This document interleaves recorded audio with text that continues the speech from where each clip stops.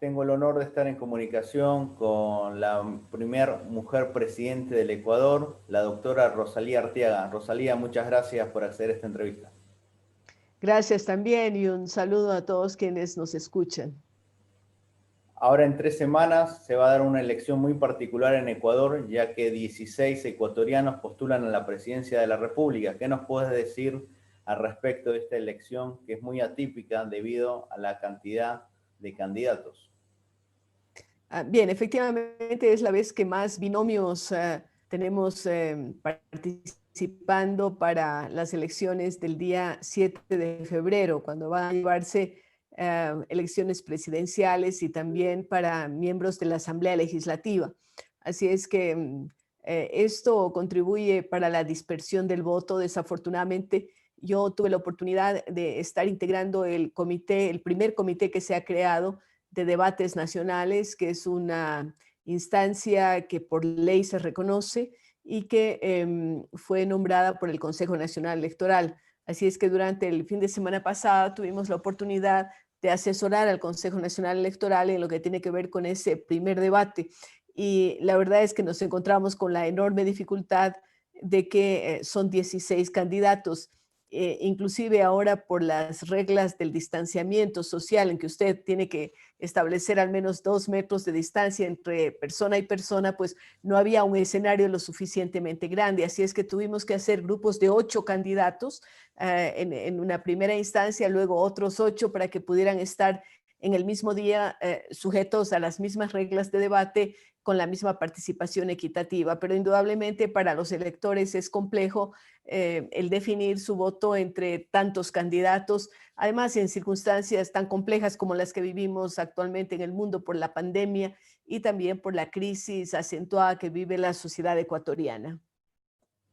Usted sin duda fue una de las pioneras de la política ecuatoriana y la primera mujer en ser ministro, vicepresidente, presidente. ¿Qué nos puede decir que solamente haya una mujer en esta elección de las candidaturas a presidenciales, Ximena Peña, y los demás son 15 hombres?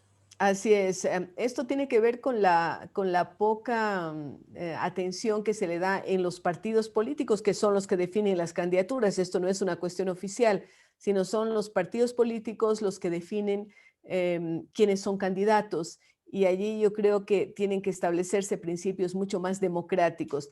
A partir de las siguientes elecciones, es decir, del 2025, habrá una paridad en el binomio, porque en este momento tenemos paridad en cuanto a las listas, el mismo número de hombres y de mujeres de manera secuencial y alternada pueden participar, es decir, es de los países, yo diría, más avanzados en esto de la paridad. Pero en los binomios no existía la exigencia de que sea integrado por un hombre o una mujer y un hombre. Será solamente a partir del 2025 en donde el Ecuador tendrá el número que sea de candidatos o presidenciales o a la vicepresidencia tendrán que ser mujeres por ley, pero en las actuales circunstancias se ve todavía ese machismo imperante en que solamente hay una mujer candidata a la presidencia de la República. Hay varias mujeres candidatas a la vicepresidencia, pero solo una a la presidencia.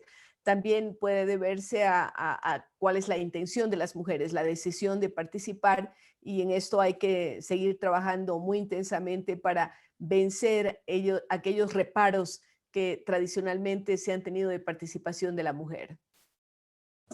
Últimamente se está hablando de los derechos de la mujer, incluso en el derecho al aborto, que en realidad es quitar la vida a un ser independientemente de la mujer. ¿Por qué se habla más de los derechos de la mujer o de la mujer y no de la familia? ¿Por qué se ha perdido este concepto donde la mujer es tan importante, que es la que da la vida y la que le da el alma a las familias, se Yo podría coincido decir con así? usted en que hay que hablar de derechos de la familia, que es tan importante, es el núcleo de la sociedad. Y, e independientemente de que las mujeres hemos ido adquiriendo una serie de derechos y de posibilidades de participación, tanto en el sector público como en el privado, en las empresas, etcétera. Sin embargo, yo diría que hay que buscar siempre esa equidad, esa participación en las decisiones que toma la familia de hombres y mujeres. Y yo creo que indudablemente hay que mencionar más a la familia cuando hablamos de temas como la concepción, como la decisión de tener hijos, como la decisión de educarlos de cierta manera o de otra. Hombres y mujeres tenemos que ser participativos. Por otro lado, hay que reconocer que efectivamente la mujer ha sido la parte débil dentro de la sociedad. Recordemos todos esos índices muy lamentables que existen, por ejemplo, de maltrato doméstico, también de embarazo adolescente. Yo creo que esto tiene que ver mucho con el factor educativo.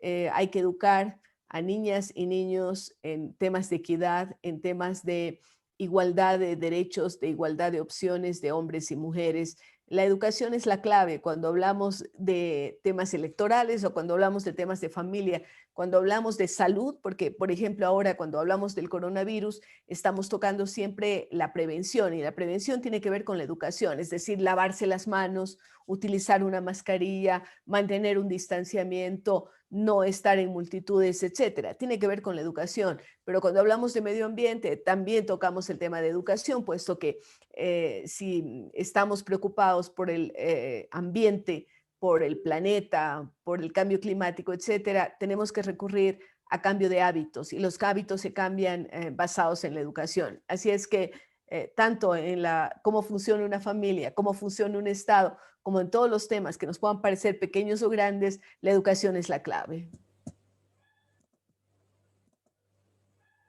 ¿En Ecuador se va a vivir una segunda vuelta, como algunas encuestas dicen, o puede haber un ganador este domingo 7 de febrero? Hay quienes hablan de que podría haber una sorpresa en el sentido de tener un ganador en primera vuelta, pero con esta atomización de la votación yo lo veo difícil, así es que probablemente tendremos ese balotaje o segunda vuelta en el mes de marzo, pero claro, las encuestas nos dicen una cosa y a veces la realidad es otra porque a veces hay aquel voto oculto, el voto vergonzante, etcétera, que no sale a relucir en las encuestas, pero que se manifiesta ya el día de las votaciones. También va a influir el tema de la pandemia, del COVID-19, porque habrá gente que tiene intención de salir a votar y que no puede hacerlo porque está enferma o porque tiene temor al contagio. Pienso yo que muchos adultos mayores que antes eran muy responsables con su voto no van a salir a votar por temor al contagio. Pero también en el otro lado está que a partir de la Constitución del año 2008, los jóvenes de 16 y 17 años, creo que es igual en Argentina, pueden votar, aunque el voto es Así es. optativo, no es obligatorio. Por ello, yo hago siempre el llamado a los jóvenes ecuatorianos a que participen, a que voten. No importa que no sea obligatorio, pero ellos tienen esa obligación moral, esa conciencia de participar, de no permanecer impasibles y luego criticar lo que ocurre. La hora en donde se define fundamentalmente una democracia es cuando se concurre a las urnas y se vota. Así es que veremos qué pasa el 7 de febrero. No tenemos una bola de cristal para decir si va a haber no segunda vuelta, pero lo importante es que haya esa gran participación ciudadana. La última pregunta. En esta elección también surgió una propuesta bastante curiosa del hermano del presidente Correa, Fabricio, que propone el voto nulo, ya que, según él, ningún candidato representa los verdaderos intereses del Ecuador. ¿Qué piensa de esta propuesta?